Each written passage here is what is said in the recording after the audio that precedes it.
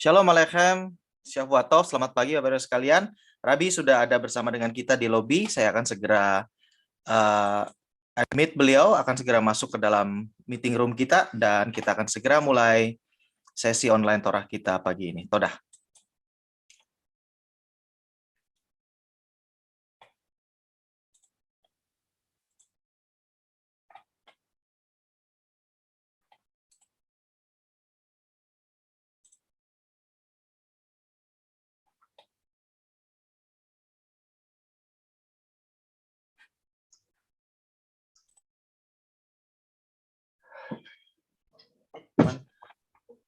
Shalom, Shavuatov, Rabbi. How are you? Thank you. Same to you. How are you today? All good? I'm good. We are good. Baruch Hashem. How about you, Rabbi? Thank God. I hope this today will be a little bit experimental because I'm exploring, and I've spent a few hours thinking about this class, but I haven't yet crystallized it. But we'll crystallize it together. Sure, Rabbi. Definitely. Let's go. Okay. Fine. Just 1 second. Sure, Rabbi. Bapak-Ibu saudara sekalian, silakan disapa Rabinya. Sudah bergabung beliau. Shalom, Rabbi. Shalom, Rabbi.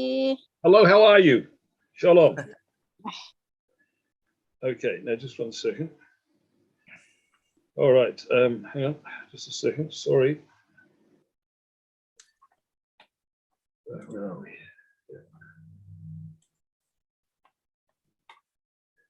Okay.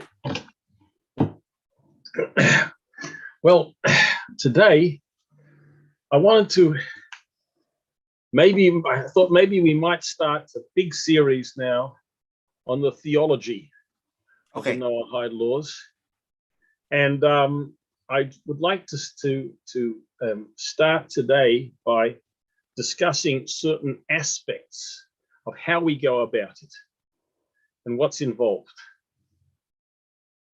Well, now, the first thing is that when we say, what is the theology of the Torah? What is the philosophy of the Torah? We have to remember that the Torah is a process. The Torah has been disclosed, so to speak, over thousands of years. It was given at Sinai 3,300 years ago, but the actual, and what was given at Sinai is the core of it all, the essence of it all. But if we look at the history of Torah, in other words, how Torah was progressively revealed, what we find is that Torah is in a process of continuous unfolding, continuous revelation and manifestation. So, first of all, as I mentioned, the Torah was given at Sinai. And then what happens is that you have many centuries of prophecy, and the prophets come along, and the prophets they're not adding to Torah and they're not subtracting from Torah, but they are relating to Torah. They are encouraging people to do Torah. They are in some places developing certain concepts in Torah. For example, the concept of redemption, something which you find all over the prophets, and that is and prophecy is something which continues for many hundreds of years. Maybe you could even say for 1,000. Because I've been very careful because I haven't to check my dates, but for about 1,000 years we have prophecy, and then after prophecy ceases, which occurred between the first and the second temples, then we have the period of the great the great sages of the Mishnah, and the sages then coming on later on from the Talmud, and this is also a very important stage. And then so what and as a matter of fact, when we look at it all together, of course, it's still all together the one Torah. The sages are essentially explaining in the oral Torah, the commentary on the Torah, which Moses also received. Moses received also the oral Torah as well as the written Torah. They are progressively elucidating and explaining and applying the Torah and all of the things which are instituted to support the Torah, to strengthen the Torah, to bolster it, and customs and rabbinic enactments and decrees and so on and so forth. All of this continues for some considerable time. So then what happens is that you have, as a matter of fact, you have the Mishnah. The Mishnah, I suppose, it comes to is concluded somewhere around 2,000 years ago, and then in the next 500 years is completed the process of the redaction of the Talmud. Now, from the time from the giving of the Torah until the conclusion of the Talmud, we have a period of what Maimonides sets out. There are 40 generations of in stages in the transmission. 40. The way in which Maimonides puts it is that there are, if you like, 40 important links of transmission between the giving of the Torah at Sinai and the conclusion of the Babylonian Talmud. And this is a this is a long period. And as a matter of fact, in this period itself, many things happen. First of all, the Jewish people experience they experience the Babylonian Empire. Mm-hmm. They experience the Persian Empire, and they experience the Greek Empire, and then after that comes the very big exile of Rome, and the Roman exile begins about 2,000 years ago. Even though Rome existed before that, but the power of Rome, of course, is manifest, and the Jewish people are exiled under the Roman Empire, under the Roman Empire. So what happened then in that, so in fact, the Jewish history refers to 4 exiles.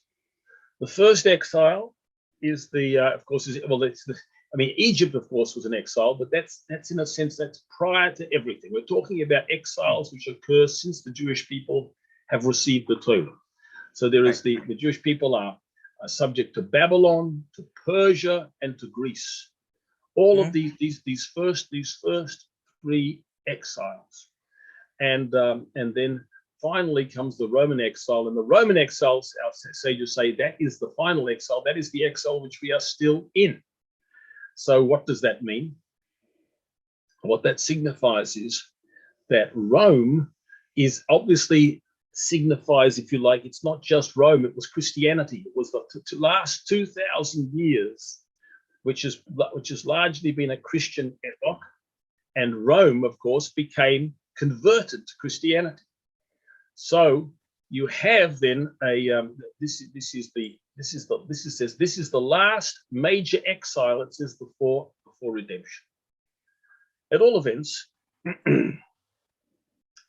what we have in what we want to, when we speak about the philosophy of Torah, the first thing which is it's important for us to do is to delineate the major epochs of Torah, if you like, Torah thought.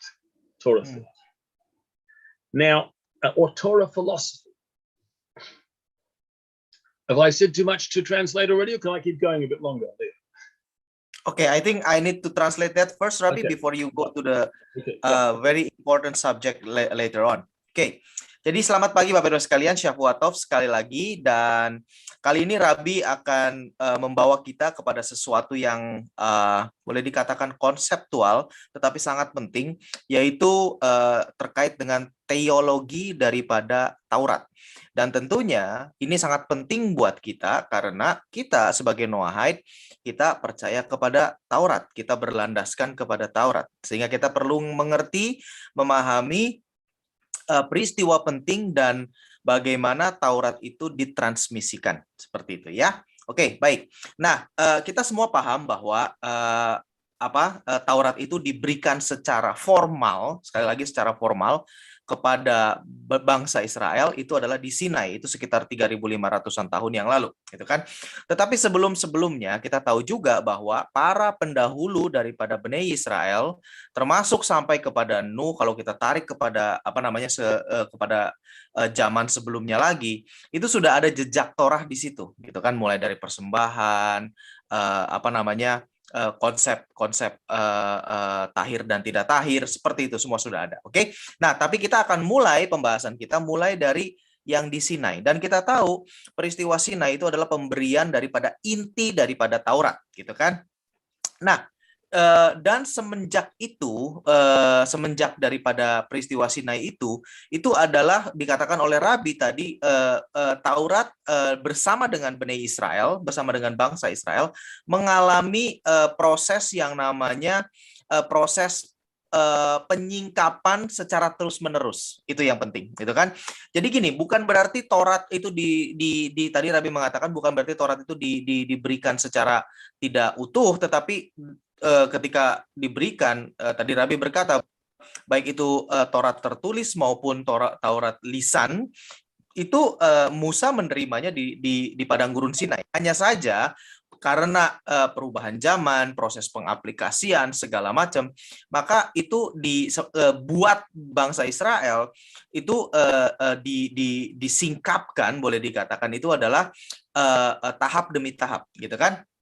Nah, sehingga selama perjalanannya setelah itu ada yang namanya nabi-nabi, gitu kan. Kita semua tahu bahwa bangsa Israel itu diberikan nabi-nabi, dan nabi-nabi, para nabi ini itu tidak menambahkan atau tidak memberikan pengajaran baru. Sekali lagi dipahami bahwa harus dipahami para nabi yang ada, mungkin yang kitabnya kita ketahui, yang ada di dalam kanon yang kita gunakan bersama-sama seperti Yeskiel, Yesaya segala macam, itu tidak menambahkan, ya, tidak memberikan sesuatu yang baru, tetapi justru merelasikan atau menerangkan atau membuka pemahaman tentang Taurat tersebut dan mendorong bangsa Israel dan juga bangsa-bangsa tentunya untuk memahami dan menjalankan Taurat, gitu. Nah, itu kurang lebih sekitar 1.000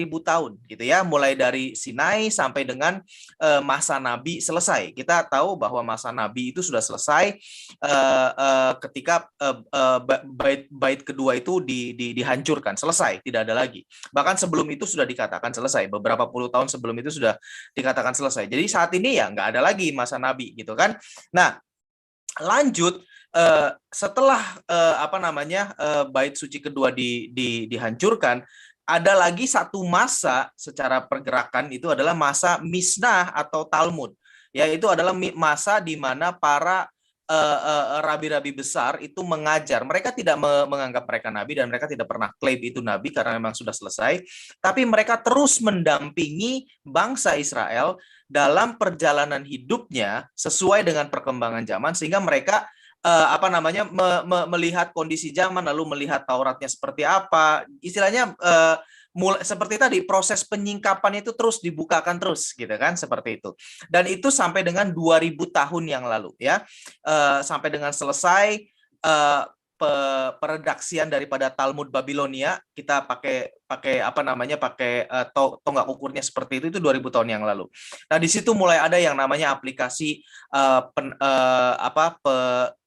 pengajaran rabinik, mulai di situ juga mulai ada aturan-aturan yang ditetapkan oleh Dewan Rabbinik. Nah, ini sekali lagi bukan aturan baru, tetapi memberikan pagar, ya, tidak pernah menambahkan perintah baru, tetapi memberikan pagar. Artinya kita tinggikan pagarnya karena sudah mulai mungkin moral sudah terdegradasi lebih lagi. Seperti itu pengaplikasiannya, ya. Lalu karena sudah diajarkan melalui turun temurun dan melalui tentunya para pengajaran, ya, rabi kepada muridnya ini menjadi rabi, lalu mengajarkan kepada muridnya lagi, terus turun temurun itu. Nah, itu dari mulai ada era yang namanya era Mishnah tadi katakan oleh Rabi, sampai dengan selesainya diredaksikan itu dijadikan kitab gitu ya, dijadikan buku sebagai panduan. Itu daripada Talmud itu membutuhkan waktu 500 tahun, ya. Jadi kalau kita ambil tolok ukur dari kehidupan kita sekarang saat ini, kira-kira Talmud yang sudah diredaksikan itu selesai itu adalah 1.500 tahun yang lalu. Seperti itu, Bapak Ibu sekalian, ya. Nah, dari Sinai sampai dengan ke selesainya peredaksian daripada Talmud gitu ya, itu ada 40 generasi. Oke, ada 40 generasi. Jadi kalau dihitungan secara generasi itu sudah melewati 40 gitu kan. Nah, di situ banyak sekali yang terjadi, dan kita juga tahu bahwa mayoritas daripada waktu yang selama 40 generasi itu sekitar 3.500 tahun yang lalu itu, bangsa Israel itu melaluinya dengan pembuangan, ya. Mulai dari pembuangan Babilonia. Oke, tadi Rabi menyinggung bahwa Mesir juga sebetulnya pembuangan, tapi itu kan terjadi di era Patriark, di era sebelum Taurat diberikan kepada Bani Israel, gitu kan. Tetapi yang pembuangan di mana Bani Israel sudah terbentuk menjadi sebuah bangsa itu adalah setelah Sinai, gitu kan. Nah, di situ bangsa Israel mengalami 4 pembuangan, ya. Mulai dari yang pertama Babilonia, yang kedua itu adalah Persia, yang ketiga itu adalah Yunani, ya kan. Itu semua sudah dialami, dan itu terjadi selama 40 generasi gitu kan, sampai dengan selesainya redaksi Talmud. Nah, tapi ada satu pembuangan terakhir yang dikatakan oleh para bijak Yahudi bahwa ini adalah pembuangan terakhir dan sekaligus pembuangan Bani Israel paling besar. Itu adalah pembuangan oleh karena Roma, gitu kan. Nah, Roma ini juga boleh dikatakan adalah kekristenan, karena Roma itu kan berevolusi karena mereka juga, kita tahu dalam sejarah bahwa kerajaan Roma akhirnya beralih mengadopsi kekristenan sebagai agama resminya, gitu kan, sebagai kepercayaan resminya. Nah, jadi boleh dikatakan Roma adalah kekristenan juga, dan ini masih pembuangan ini masih sampai dengan sekarang, gitu kan.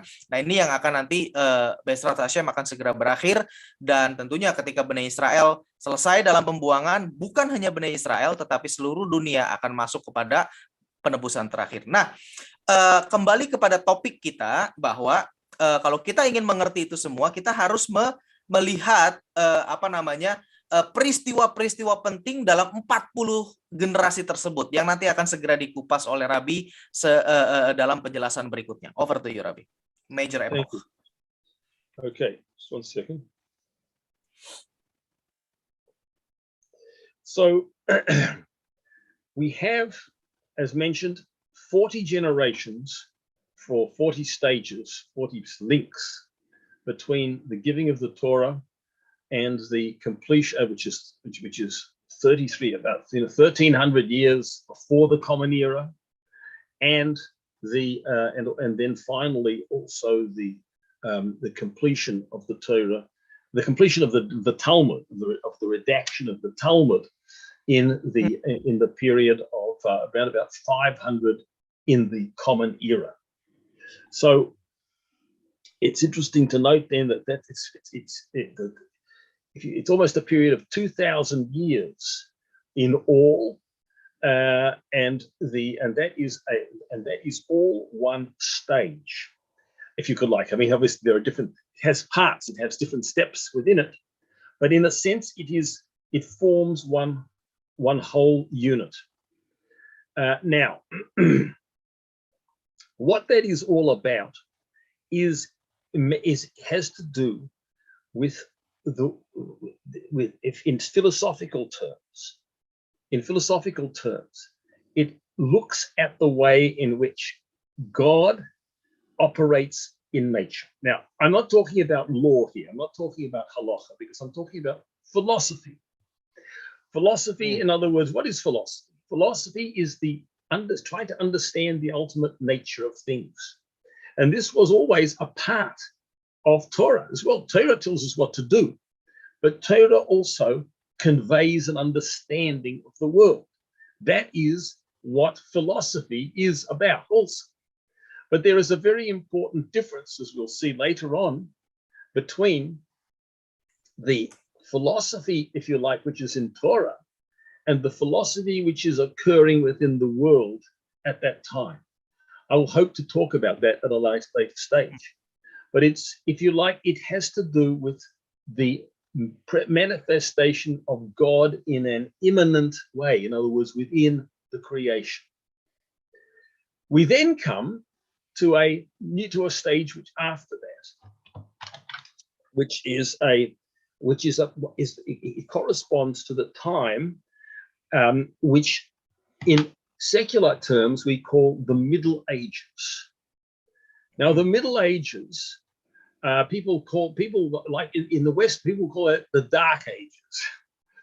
In Torah terms, they're not dark at all, because we have great luminaries, great authorities, and these are people like Maimonides, Nachmanides, Rashi, Tosfos, all of these giants. And as a matter of fact, even I suppose in secular terms, it's called the Dark Ages because they compare it to what was later called the Enlightenment. And the Enlightenment was associated with the growth of modern science and humanism and so on and so forth. And it might actually be even in secular terms, if we're looking in spiritual, maybe in science, the things proceeded very slowly during the Middle Ages, but not spiritually. Spiritually, the West was also the secular, the non-Jewish world was also highly spiritually conscious. At all events, this medieval period is a distinct historical epoch of philosophy also. And we'll be talking about that. And there, what happens is that it moves into, if you like, a plane of transcendence. There is an attempt to look now at the idea of a transcendent creator. That appears also in worldly thought as well. So there are, so if you like, this is a second phase of thought, and Torah is producing philosophical works during this time, particularly, and let's say the work of Maimonides stands out very much also, but there is a significant group of other Torah philosophical works which are coming out at this stage, a whole new epoch. And what's going on in the secular, on the non-Jewish, and what's going on in the Jewish world is it runs in parallel, but it's different, very different. And we'll explore those differences too, hopefully later. And then we come to a new stage in history and in thought. And this is known as the period of the Renaissance.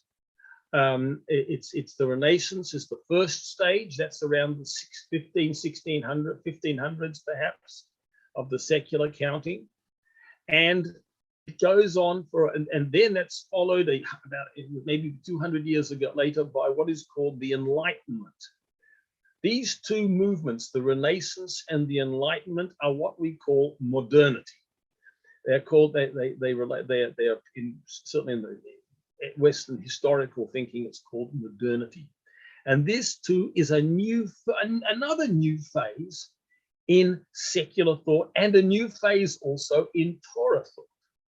It's during this period, for example, that Hasidic philosophy comes upon the world, is manifest, is revealed.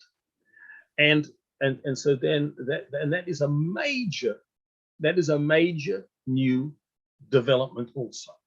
And then we come actually to a new phase, which is something which is only of the last 100 years, very recent, and this is a, well, I can only I'll have to describe it to you as we come later on, but this is actually one which is focusing very much on the individual, but also on the way in which the individual is able to lever, so to speak, the divine. Now, I can only hint at what I'm talking about here, but there's a major change also in very modern thought, very recent thought. So what I've said here then so far is that Torah thought and the thought and worldly thought moves in parallel. And this is by divine intention. Hashem is actually revealing new stages of the divine, new aspects of his relationship to the world in each of these phases. But there's a key difference between the way in which the Torah tradition takes it up and the secular world takes it up. Very, very, in many ways, they are quite opposed. They have similar orientations, but quite opposed in the way in which they do it. So this is one of the frameworks. Well, it'll be one of the important frameworks for understanding the philosophy of the Torah, if we could use that expression, is to understand the stages in this tradition. And that is something which we'll be looking at. Now, I've been speaking also very much until now about, I suppose, what we call Western thought. But the reality is that in fact there is a sort of a global dimension to these stages as well. So, for example, in the first phase, you have what is called the axial age. The axial age is a time when you find that around the world there are a whole group of world religions arising. They are, for example, you have Buddhism, you have Hinduism, you have Hinduism actually has much longer roots, but also you have early Christianity. You have a whole series of what's called a much more reflective consciousness. It's not like the primitive, it's not like primitive idolatry. It's not like the early religions of nature, which one found prior. It is a stage where you come from, let us say, a more nature is it is a more mythical or more cosmological view of the world, and that is occurring around the world. It's occurring in a whole series of stages. So, and that development is found in ancient Greek and Roman thought. Romans follow Greek thought, but it's also seen in China, in India. There are developments going on around the world where the world is becoming more systematic, more reflective in its beliefs and its worldviews. And then we come later on to when we come after that to the Middle Ages. Well, at that stage, you find also that through Christianity and Islam, there is a penetration also of those two religions throughout the whole world. And that is something which also, if you like, brings about certain global trends. And so there's a global aspect to that. And then we come to modernity.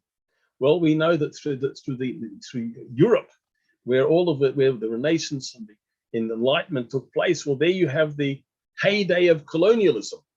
And that also is spreading Western ideas around the world. So there is, in fact, a global history, even though if you look at China, you mean Chinese history and Indian history, they have their own characteristics, but still there are broad similar stages happening throughout the world.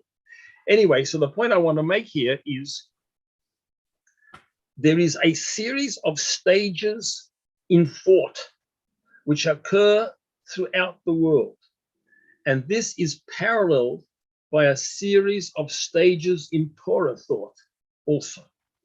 So one of the things we need to know is to understand how Torah integrates all of these different stages. Because Torah is a whole. Torah is unified. It's one Torah.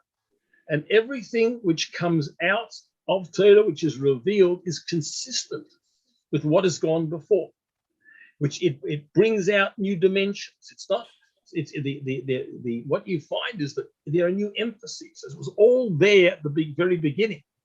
But as time goes on, new dimensions are brought out more and more and more in the philosophical aspect, philosophical side of Torah.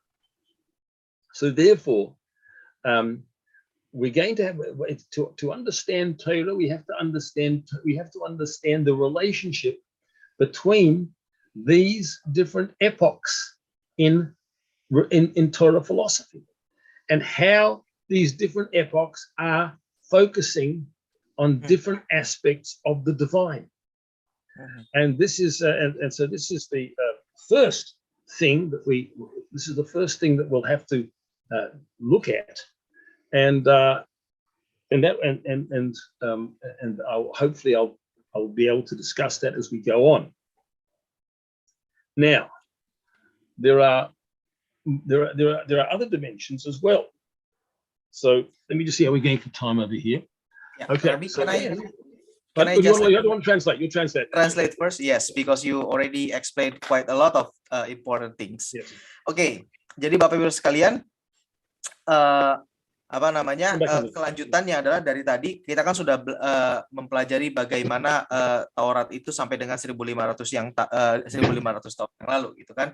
Ya, nah lalu kita juga sudah mempelajari terkait dengan pembuangan sampai dengan yang terakhir, pembuangan bangsa Israel yang sampai dengan sekarang masih ada. Oke. Nah, sekarang kita akan lebih lagi maju terkait dengan pemahaman bahwa apa yang terjadi dengan Taurat dan apa yang terjadi dengan dunia ini itu sebetulnya paralel, ya kan? Nanti kita akan, tadi Rabi juga sudah menjelaskan dan saya akan terjemahkan berikutnya bagaimana dunia itu dalam peradaban dan dalam sisi baik sisi peradaban maupun sisi ilmu pengetahuan maupun sisi kepercayaan itu ada seperti tahap-tahapnya, ya kan? Nah, itu ini juga yang perlu kita pahami gitu lebih lanjut Bapak Ibu sekalian ya. Nah, melanjutkan daripada tahapan dunia ya, setelah itu semua, setelah Romawi, kerajaan Romawi kita semua tahu sejarahnya seperti apa. Lalu dunia itu masuk ke dalam satu era yang namanya era abad pertengahan. Ya kan? Nah, abad pertengahan itu sampai dengan sekitar 1200-an tahun lah, kira-kira seperti itu. Tahun 1200 era umum, kira-kira seperti itu. Ya. Nah, ini disebut juga sebagai abad kegelapan kalau di Eropa menyebutnya. Kalau kita merujuk kepada Eropa, mereka menyebutnya sebagai abad kegelapan. Kenapa? Karena di situ itu sangat lambat sekali kemajuan daripada ilmu pengetahuan, ya, informasi, ilmu pengetahuan itu sangat lambat gitu kan, dan banyak hal yang buruk yang terjadi di Eropa saat itu, tentunya kita semua tahu dari sejarah. Nah, tetapi di dalam Taurat itu juga itu sebetulnya bukan era kegelapan sama sekali kalau kita bandingkan dengan apa yang terjadi di dalam boleh dikatakan dunia Taurat gitu.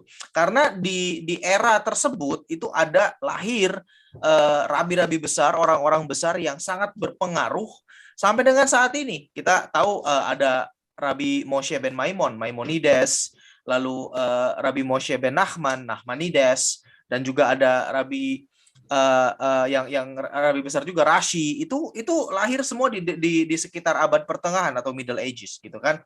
Nah, tetapi yang perlu kita pahami di sini adalah di abad tersebut itu mulai ide daripada pencipta yang transcendence itu mulai disadari oleh orang yang hidup di abad tersebut di zaman itu. Ya. Nah, lanjut setelah itu ada yang namanya Renaissance. Kita tahu zaman Renaissance, ya kan, itu zaman yang sangat-sangat diagung-agungkan oleh para pemikir dunia gitu kan.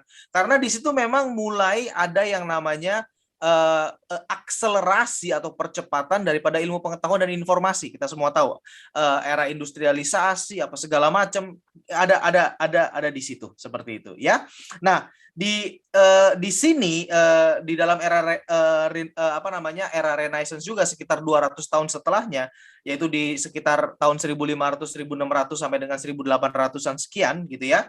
Itu ada juga yang namanya era pencerahan atau abad pencerahan kalau dalam sejarah dunia. Dan disitulah mulai daripada era yang namanya modernitas gitu ya. Era modern kalau kita mau bicara itu adalah mulai dari Renaissance. Kalau kita tanya kepada semua baik itu ilmuwan ataupun para filsuf berkata kalau era modern mulainya kapan, ya mulai semenjak Renaissance gitu kan. Nah, di era tersebut juga Bapak Ibu sekalian, di dalam pergerakan Taurat itu muncul ada yang namanya pengajaran Hasidik.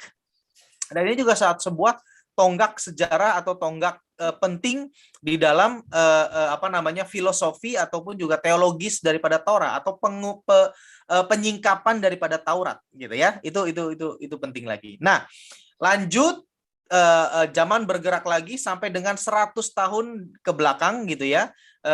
Era yang mungkin era boleh dikatakan generasi kita ini seperti itu sudah mulai berfokus kepada individual, menghargai HAM segala macam kan sudah mulai.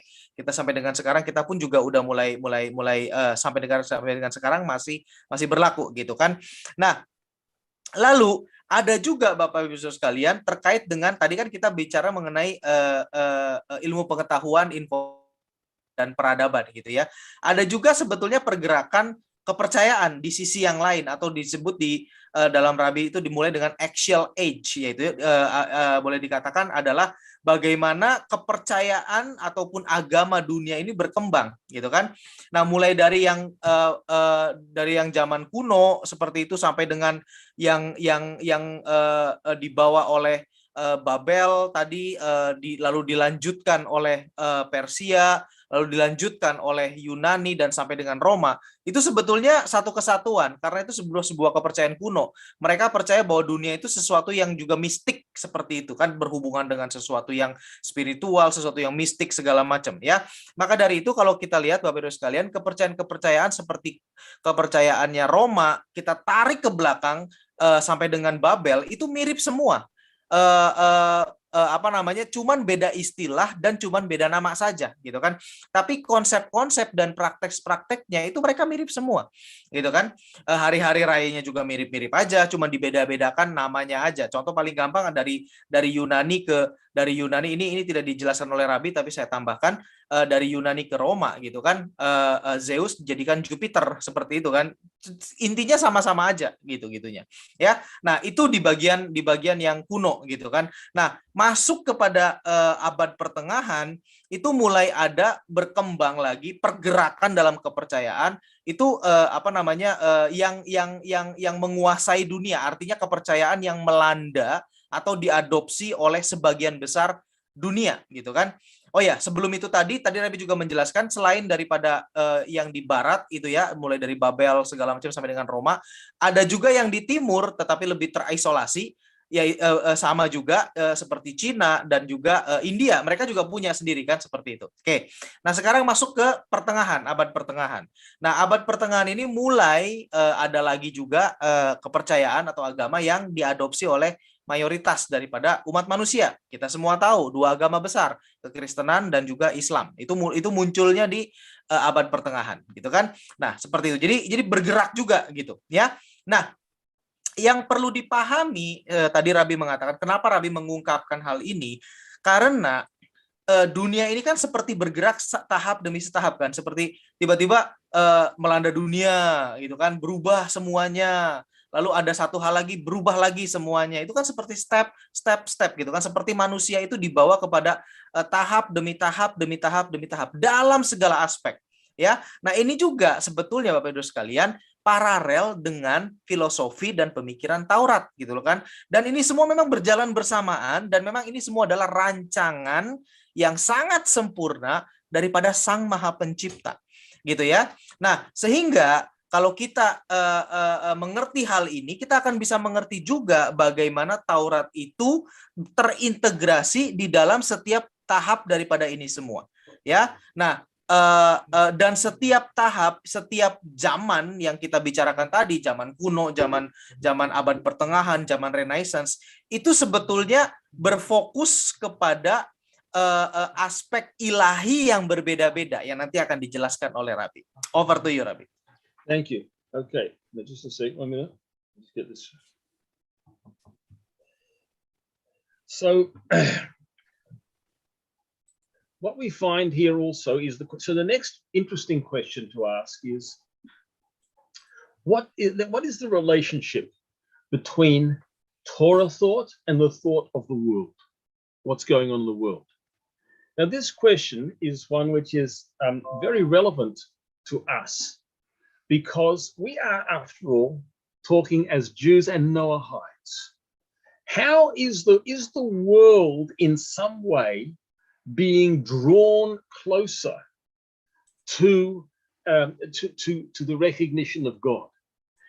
What's the interaction? Are they two separate worlds? We know, yes, there are plenty of oppositions between Torah thought and the thought which is going on in the world.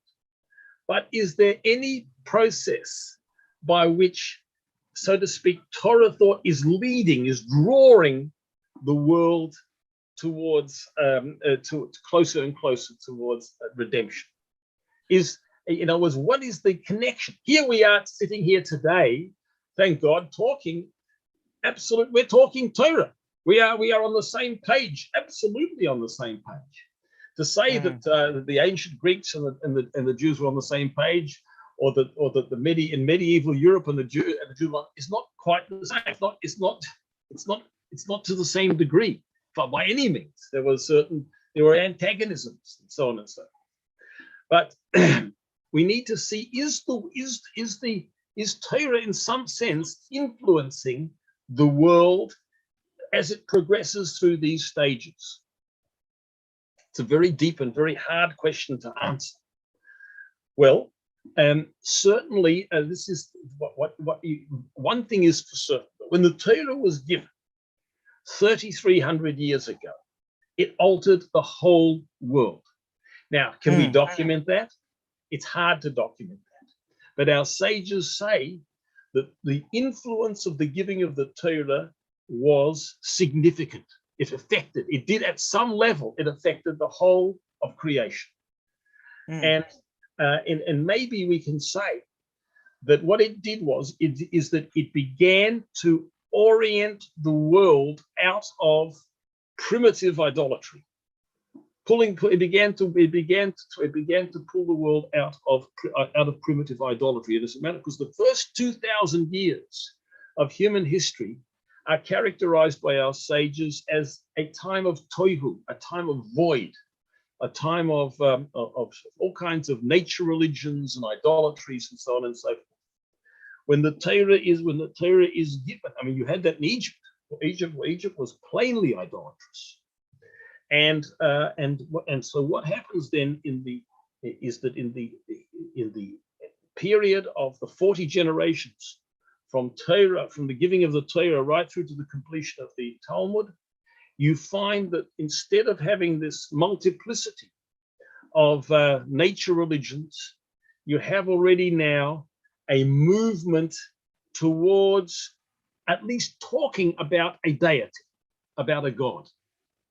And this even in Greek and Roman philosophy, there is that. It's not like the Jewish perspective, but at least there is discussion of the relationship between a creator and nature, and how a creator might be manifest within nature. And this is to be found also in the Eastern religions, which are coming up, which are emerging at this time. So that what you have in effect is a group of the major world religions as we know them today emerged during this period.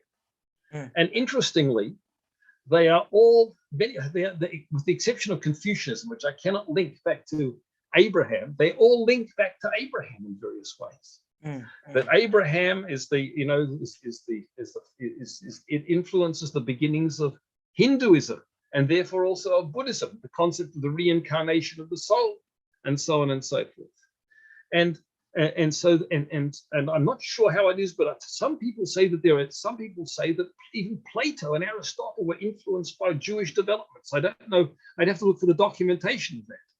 But there is some sort of evidence that the world is going through a new stage. It's no longer these particular sort of spontaneous nature religion. They are looking towards deities. They are talking the concept. There's a concept of deity and in nature, lacking in, obviously not purely monotheistic. So that's one influence. That's one major change which is affected through the giving of the Torah. And then, of course, in the Middle Ages, you have two religions, Christianity and Islam, which of course have been directly influenced by Judaism. I mean, they both grow out of it, and they then sweep around the world. Now, that question is that pure? That's also not absolutely consistent with pure transcendent monotheism. I mean, they are forms of monotheism, but that's definitely that's something which has been clearly influenced by Torah. And then finally, in the modern age, you find that there is particularly, you could say, in the Protestant Reformation, there are also very, very powerful Torah influences, to the extent that Puritanism, in other words, if you look at America, for example, and the Puritan tradition, which comes from America, the Protestant tradition, it harks back very clearly to Tanakh, and so on and so forth. And in some ways, it's an even more refined. Now, of course, there's all kinds of darkness and anti-religion and secularism going on as well. But in various ways, we see that Torah is actually influencing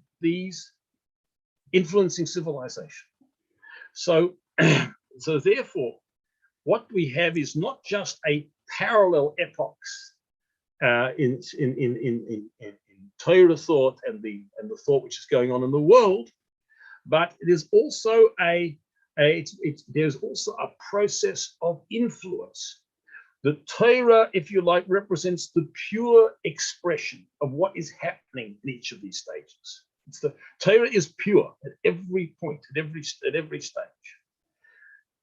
The others is a mixture, and it's interesting. The others are mixtures of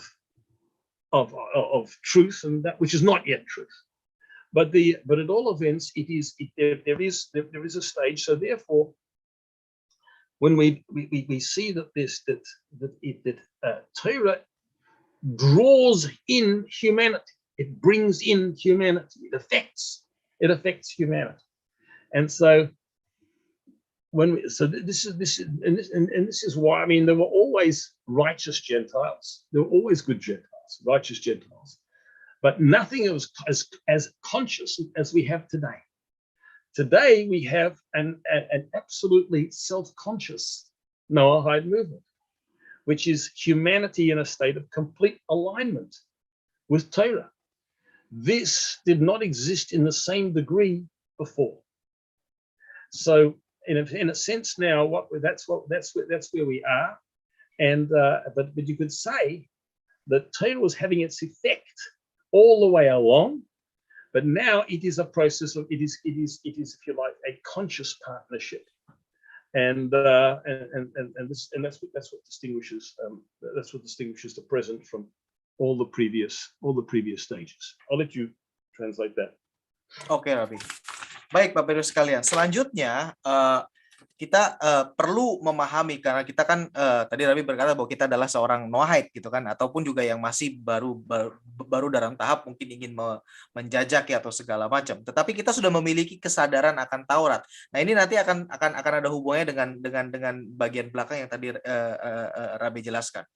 Pertanyaan yang penting yang seharusnya kita juga pertanyakan atau muncul setelah tadi kita belajar terkait dengan paralelisme ya, ada yang bagaimana kejadian-kejadian di dunia berjalan, dan juga apa yang terjadi dalam Bnei Israel, yang dalam hal ini adalah dunia Torah dalam tanda kutip ya, dunia Taurat. Pertanyaannya adalah, apa hubungannya antara Taurat dengan dunia? Apa hubungannya antara kegerakan yang terjadi di dalam dunia, perubahan tahap demi tahap dalam dunia dengan perubahan Taurat gitu kan? Apa hubungannya gitu kan? Nah, dan juga pertanyaan berikutnya yang harus kita tanyakan lagi adalah, apakah selama perjalanan dunia sampai dengan saat ini, apakah dunia itu ditarik lebih dekat kepada Tuhan atau seperti apa, gitu kan? Nah, Rabi mengulang sedikit dengan tadi penjelasannya itu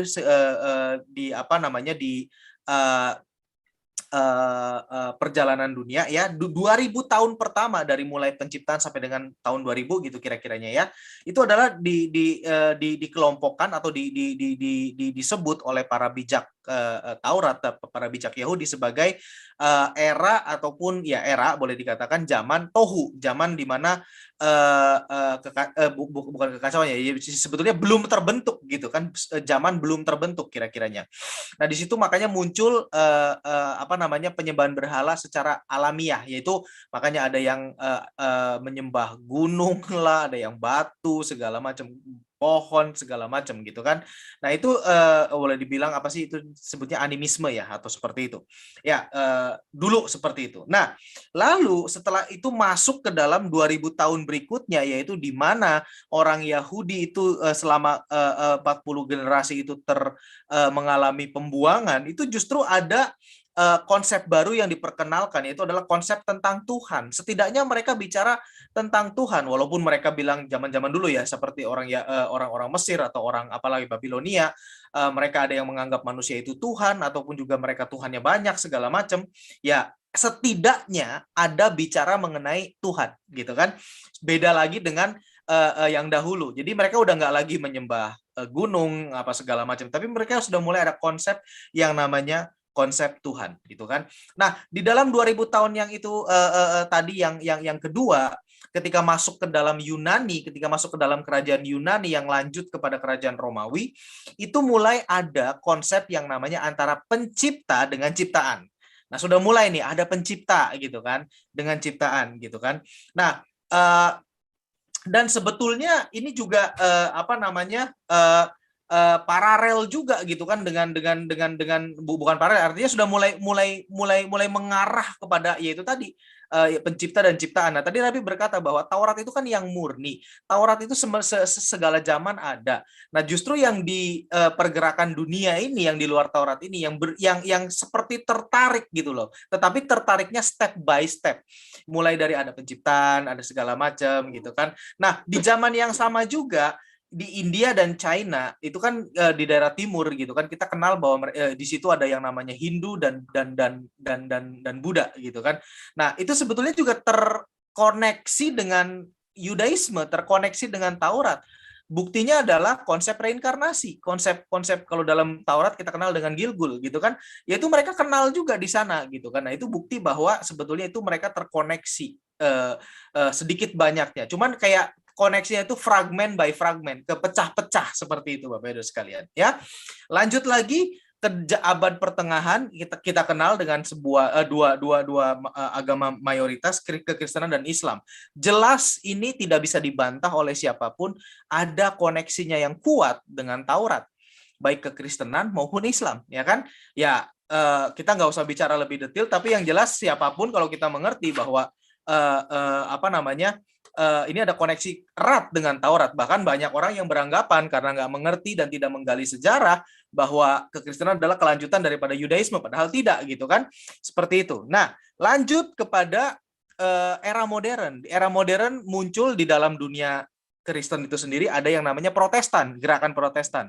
Di sana mereka kembali kepada kitab suci, walaupun kitab suci versi mereka yang adalah terjemahan gitu kan, kitab terjemahan daripada kitab Yahudi gitu kan. Tetapi setidaknya ada sebuah gerakan yang berkata bahwa ayo kita kembali kepada kitab suci gitu kan, ada sebuah acuan. Nah itu sekali lagi dunia sedang tertarik gitu kan, step by step ataupun potongan demi potongan. Nah, Rabi berkata bahwa ini semua terjadi dan bisa dimungkinkan karena peristiwa yang terjadi ketika di Gurun Sinai, yaitu ketika peristiwa pemberian Torah, di mana Hashem sendiri, Tuhan sendiri turun ke dunia dan memberikan Torah kepada Bani Israel. Dan itu bukan hanya untuk Bani Israel, itu dampaknya itu terjadi dan boleh dikatakan merubah secara radikal dunia ini. Memang tidak ada dokumentasinya, memang tidak ada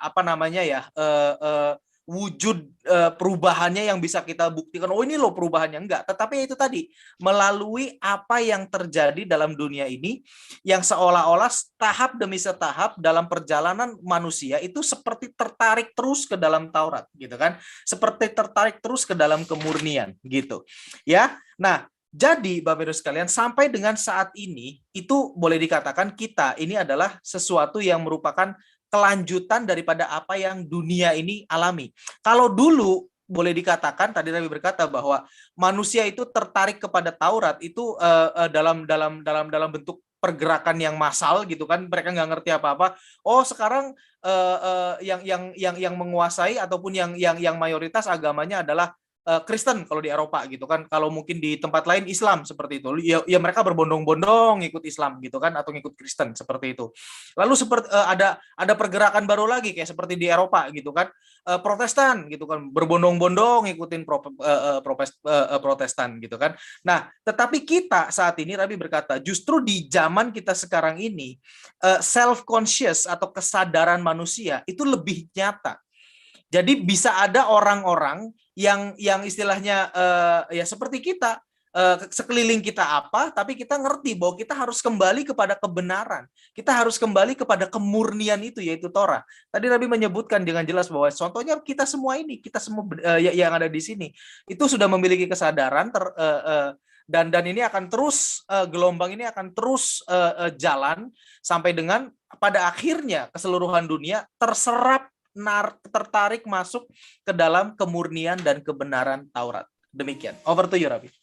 Well, thank you very much. I don't know, we've reached the end. I hope that this has not been too abstract for people, but it will be a framework now for us to look at the history of Torah thought as we go through. All right, so it's an introduction, and can't please everybody. Some people are more practical, some people are more philosophical. We'll just see how we go. All right. Okay. All right, okay. Rabbi. Okay. Well, thank you very much, and see you, please God, next Sunday. Bye. Shalom, Rabbi. Thank you. See you again next week. Shabbat Tov. Jadi Bapak Ibu sekalian, sebagai penutup tadi Rabbi berkata bahwa mungkin ini akan membingungkan, mungkin ada buat orang juga belum memahami, tapi nanti bisa dilihat lagi rekamannya, dipersilakan. Tetapi yang jelas apa yang dikatakan atau yang diucapkan oleh Rabbi tadi, yang diajarkan oleh Rabbi adalah dasar daripada pemahaman kalau kita nanti ingin mempelajari bagaimana Taurat itu pola pikir dan bagaimana Taurat itu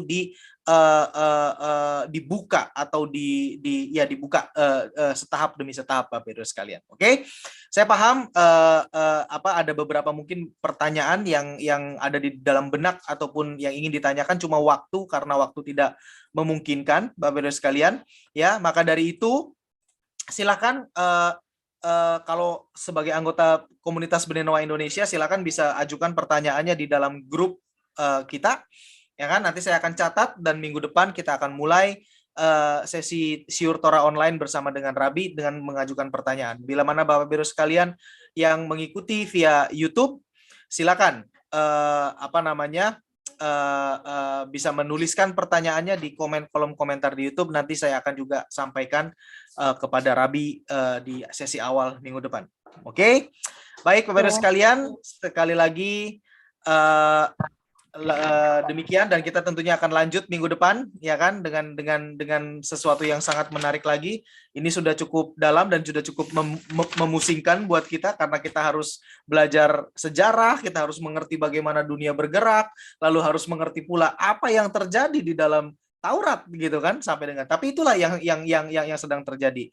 Kita akan nikmati perjalanan ini, kita akan nikmati pengajaran ini bersama dengan Rabi, dan sampai ketemu lagi minggu depan. Selamat kembali beraktivitas Bapak Ibu sekalian. Shabbat Tov. Shalom Aleichem. Saudara. Letra O.